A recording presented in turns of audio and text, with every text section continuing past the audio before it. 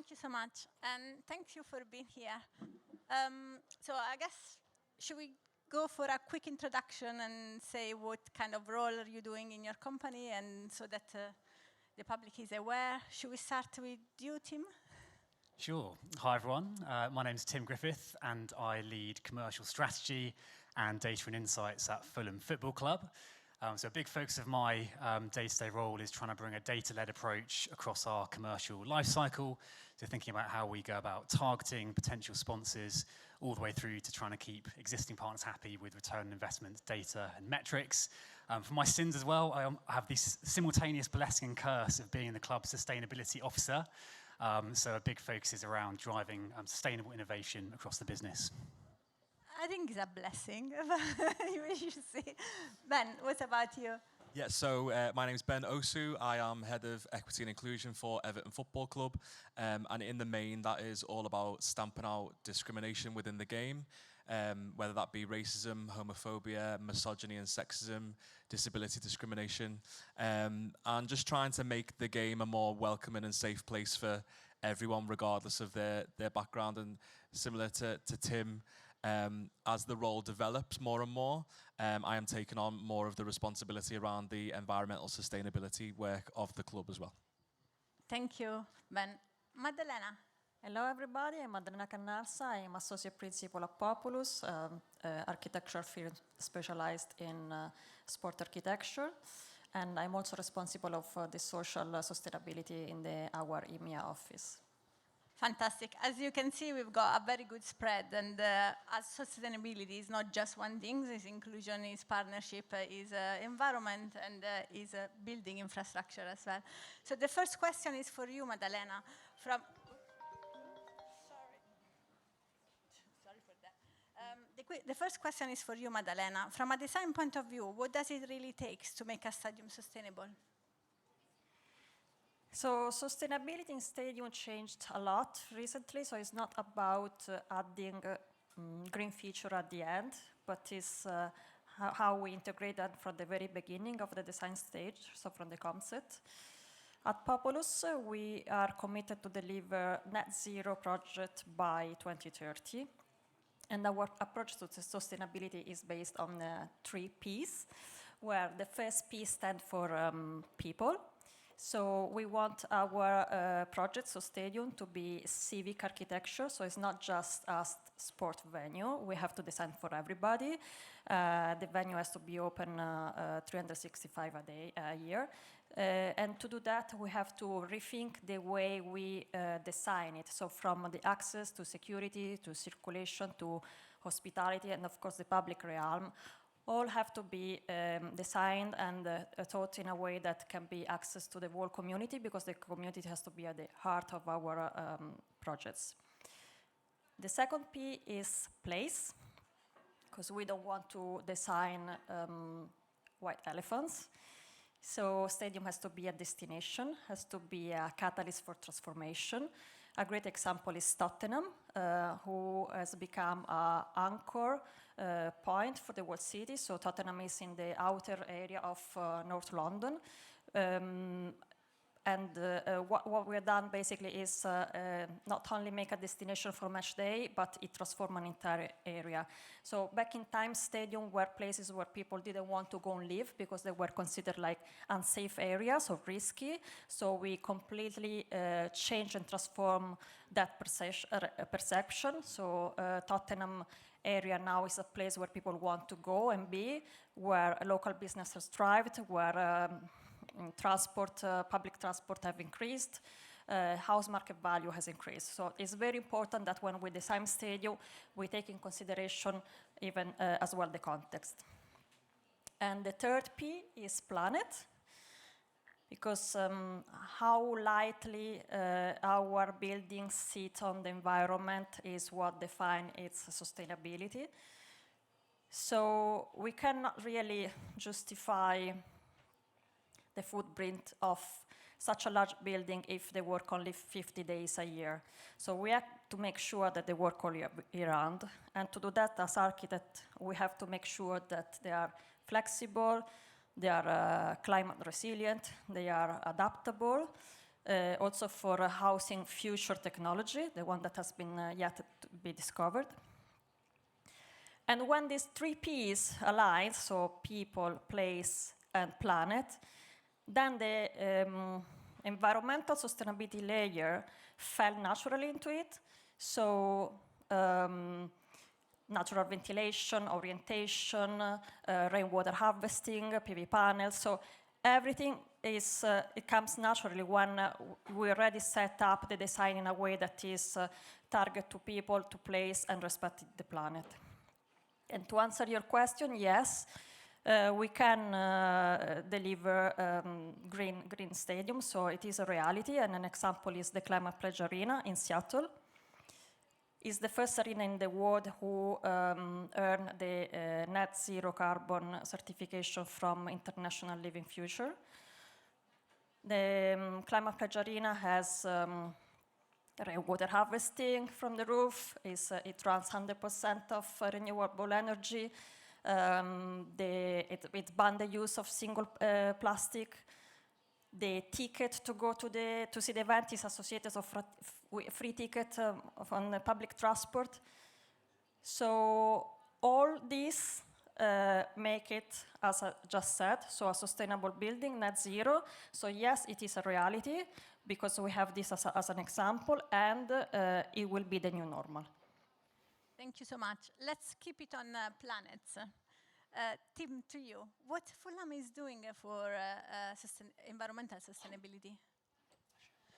Yeah, well, I think at Fulham it's funny because probably one of our unique challenges is that our biggest strength is also our biggest weakness when it comes to environmental sustainability, in that we're very blessed with rich history. We are London's original football club. We have the oldest football stadium in London. But at the same time, having 2 listed buildings as part of your stadium, that creates a lot of challenges when it comes to sustainable innovation. So as a club, we're often having to walk the tightrope between heritage protection and sustainability innovation. And probably one of the key elements to our sustainability strategy, aside from ground redevelopment that Maddalena is much more qualified to talk about than I am, but one of the main threads of our strategy has been this idea of purpose-led partnerships, purpose-led sponsorships. I think CSR, as it pertains to sponsorship, has often been viewed as almost like a secondary consideration, almost like an afterthought. But I guess the idea of a purpose-led partnership takes the social impact, the environmental impact element from the peripheries of the partnership right to the very core and the very DNA of what that partnership is looking to achieve. And for us, purpose-led partnerships have allowed us to make quite significant step changes in our sustainability progress. We've been allowed to access resource from outside of the business that we wouldn't otherwise have had access to, whether that's financial support, expertise in a particular area. Maybe there's a product or service that we wouldn't otherwise have been able to implement as a business. So lots of live case studies at the moment with our current partners, whether it's implementing a reusable cup scheme at the stadium through our partnership with Budweiser, significantly reducing our plastic consumption by about 250,000 cups per season, which is quite a lot of plastic. Through our partnership with Arnold Clark, who are our official car marketplace partner, the club's full vehicle fleet is now fully electrified. We think we'll reduce carbon emissions in that particular area by about 80%, so really significant saving. And there's lots of other partnerships that are really focused more around reducing energy consumption, driving energy efficiency, whether it's integrating smart shading technology, LED lighting, or even smart energy efficient printing technology, all designed to reduce our energy consumption. So yeah, certainly purpose-led partnerships will be a really key piece of our strategy as we look to tackle the big topic of sustainability and help drive change at scale at the club. Thank you. That is amazing. It's not just environmental sustainability, but actually add value to your partnership and find a way to link your partnership with your purpose. That is really good. And that is part of one conversation that I had with Ben about holistic approach. So is this holistic approach of matches, is that what's happening when the match is finished? So Ben, do you want to elaborate on that a bit more of what you're doing at Everton? Yeah, I think it's about being really authentic as an organisation, and actually just to complement what what Tim and Maddalena have said. It's about being values-led from the beginning and making sure that those values are already embedded within your organisation. So I completely recognise people, place and planet. And then also, like you said, with purpose-led partnerships, that then feeds into what Tim was talking about. We talk about respect, celebrate and empower at Everton as part of our All Together Now strategy. We want to make sure that our people and planet are respected. We want to make sure that they're celebrated and that they can thrive and be recognised. But also we want to empower people to stamp out discrimination or make sure that they're taking the next step towards us becoming more environmentally sustainable. So again, not something that happens on a match day necessarily, but to your electric car point, Tim, we've just done a electric car scheme with our staff. So again, trying to make sure that we had a car scheme going anyway, but how can we make it a little bit more sustainable and environmentally friendly? Likewise, we've got kind of a battery storage system within the stadium, and that means that we can run the stadium more efficiently and more eco-friendly. And it could be how do we use public transport to make sure that fans and supporters are kind of getting to and from the game in a way which is a little bit more sustainable. Similarly with inclusion, we've probably developed, I would say, one of the most inclusive and accessible stadiums within the UK and Europe. And so, now we've got kind of more disabled and kind of wheelchair bays for our fans who might need to use them. And we've got things like prayer rooms and reflection rooms, quiet spaces, and I think we're very proud of our sensory room and sensory space that we've got for particularly young people and vulnerable adults who might need to use that during match days. But I think the key thing is making sure that all of that is tied into organisational objectives with regards to sustainability, whether that be environmental or social, so that there's a real driver there from a business point of view. That's great, and I hope that everybody is happy to hear this push for sustainability, but in a different way. It's not just CSR; it's about bringing along on the journey your partner and your community. And talking about bringing on the journey your community, one question for Maddalena is: when you design from a design perspective of the stadium, when you design the stadium, how can you make sure that that's contribute to the daily life of the neighborhoods? I think it's a combination of two factors, good design and good operation. So we want, in order to be a destination for urban life, the stadium has to be a destination where you want to go not twice a month, has to go there every day. And I think a great example of this is the Fulham Stadium, River Stand. So if you go there on no-match days, the GA concourse at ground level is completely open to the Riverside Promenade. And basically the two elements together, they join and they become a big, unique piece of public realm. So honestly, if you walk there, you don't realize that you stepped into a stadium. It seems a piece of cityscape with coffee places, with restaurants, with activities for kids, events. So to understand that you're in a stadium, if you don't know it, you really have to go in and look through the vomitories where you see the ball and the pitch. And I think this is something also incredible, beautiful about the Fulham Stadium. You can see the pitch, you can see the ball without pay for it. It's free, it's open to everybody. It's an experience for all. It's a great value that the club is bringing to the community, because it's really bringing close the community to the club, both emotionally and physically. And again, in order to allow as architects the good operation for that kind of event, we have to create adaptable spaces, a very strong back of house in order to allow different multiple events. it has to be well acoustic insulated, because, for example, in the case of the Fulham Stadium, the stadium is really in the heart of the city and it is surrounded by residential areas, so we have to make sure that we are not noise polluting the area while we run different activities. So in conclusion, yes, I mean, I think the combination of good design and good architecture is the key of a great social, environmental, social sustainability that can deliver a great urban life to the city. And I have to say, I can bet that I was invited last year to the Fulham versus Everton match, and I just had opened the new pier, so it was amazing, and it's an amazing building. So back to you a bit to elaborate on that, because I find it very strange that things like that, but it was an amazing experience actually for both football fans and non-football fans, and I think it combines really well and is really the heart of the community there. Yeah, that's what we've really tried to achieve, is through kind of opening up the stadium and having the Riverside Walkway, which up until last year had been closed off to the public, being able to open that up, which incidentally is the most Stravaed running route in London apparently. But that's allowed us to connect with an audience who perhaps wouldn't think about coming to a match day, wouldn't think about coming to Fulham matches, and that's absolutely fine.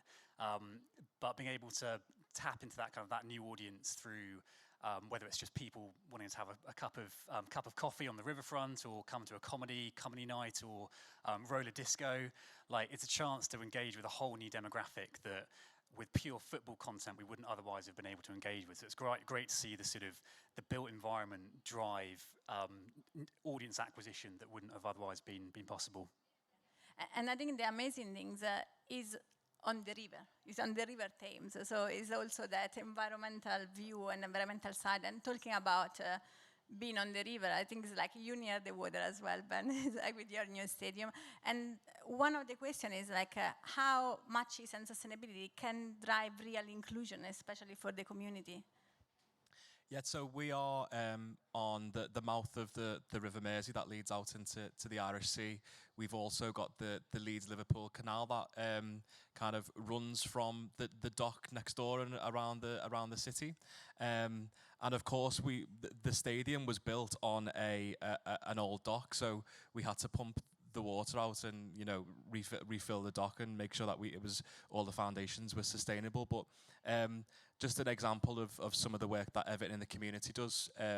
They work with the Canal and River Trust in the UK, and they've done kind of like river cleans, and they get staff involved, but they also get community members involved. But not only does that give them a chance, yes, to clean the river and clean up the local environment, it also gives them a chance to engage with some young people from really deprived backgrounds who wouldn't normally ever get those opportunities. But also it gives them that opportunity to then see how else they can be supported into getting into jobs or getting into kind of further opportunities to develop themselves and their kind of professional skills and experience. Equally for me, it's about linking that back into the wider inclusion agenda. More and more we see social impact and environmental impact being spoke about at the same events and within the same breath. And I think that's really important because they are both there to create a planet and a world which is better and safer for everyone. And I think we can absolutely use football to deliver that change. Yeah, and I think like planet and people, that is what we normally refer to. And we discuss about collective responsibility. That is something really important on what you're doing and how Everton does it. So can you give us some example and how that's embedded in your sustainability vision? So there is an old proverb, and I might get it wrong, but it goes something like, if you want to go fast, go alone. If you want to go far, go together. And I think that's really important because whether it's around saving the planet and being more environmentally friendly, or it's about stamping out, racism within our football stadiums, we need to do it as a collective group if we're actually going to do it at all. Because without the collective responsibility, it's just going to take us a long time to do. and it's how we do it more authentically. So we know that there's an issue with racism within football and within football stadiums. So what we need is fans to call it out, for fans to report it, and we need them to do that en masse and as a collective, so that we can then start to take more and more action in order to stamp that out. In the same way, you know, we know that match days can be unsustainable from an environment point of view. So we need to encourage supporters to, you know, use the reusable cup system to make sure that when they're putting their rubbish in the bins, they're using the correct bins, to think about, actually, do I need to drive to the game or could I get public transport? And then be really intentional with how they make those decisions and make that part of their routine and make that part of their culture. And the thing is, like, when we talk about collective responsibility in the community, but also on the partnership space. So how you see that team driving the next piece in partnership for football? Yeah, I think it'll be massive moving forwards. Ultimately, purpose-led partnerships are delivering for all stakeholders, whether it's on the club side. I know for us, it's going to be a massive part of helping us get close to some level of net zero match day and greener stadium.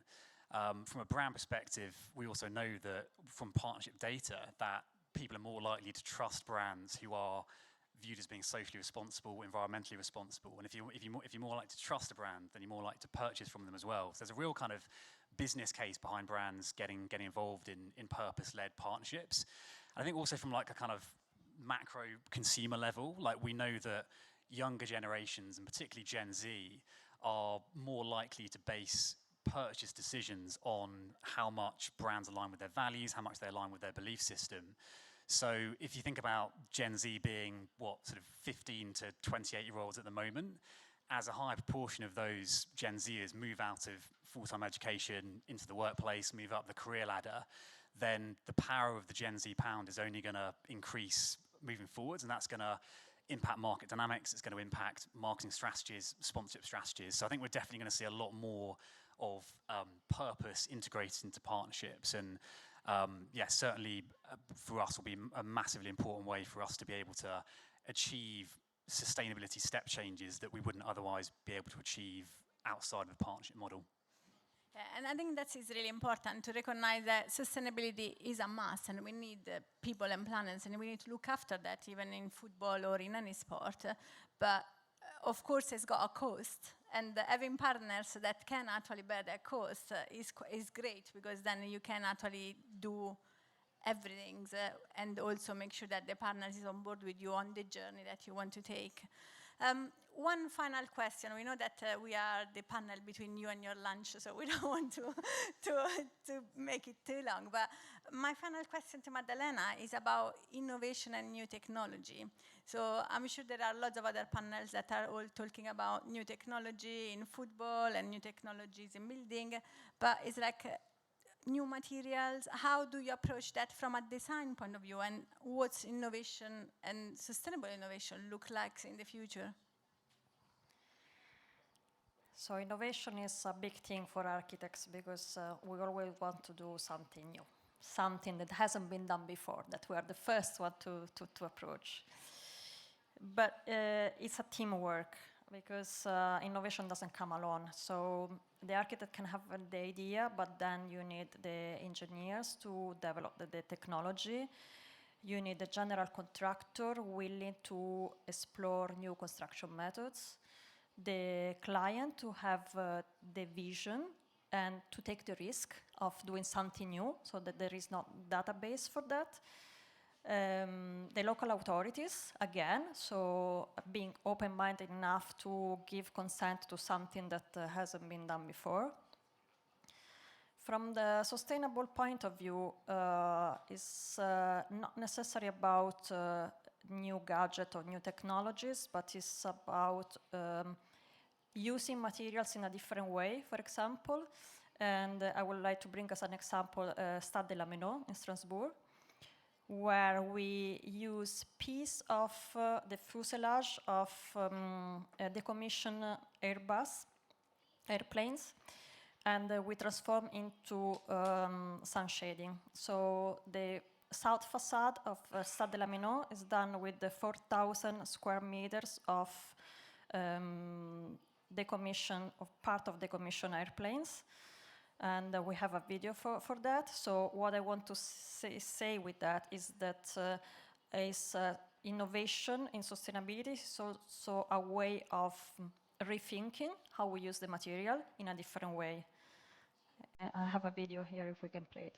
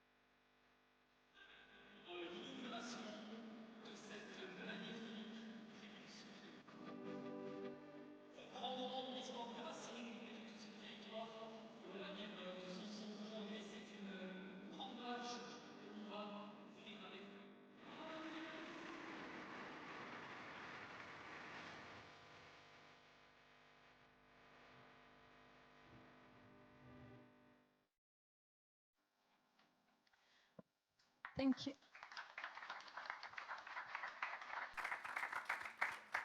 Thank you for the video. I don't know if everybody knows, but it's like I come from motorsport, and I'm a big fan of reusing materials, and and about new technology, and I'm a big advocate as well of industry cross-pollination and partnership, because I think that is the only way to move forward. So thanks everybody for coming. We're not going to take any question in this panel, but we're all going for lunch. So please, if you got any question, do reach out to Tim, Ben, and Maddalena for any question you have. Thank you so much. Thank you.